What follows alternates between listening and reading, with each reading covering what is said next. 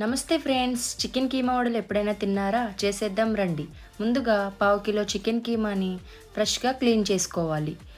Clean చేసుకున్న కీమాని mixing బౌల్లోకి ట్రాన్స్ఫర్ చేసుకుని half tablespoon salt, 1 tablespoon కారం, half tablespoon ginger garlic paste, 2 tablespoons corn flour, 2 tablespoons rice flour వేసి బాగా mix చేయాలి.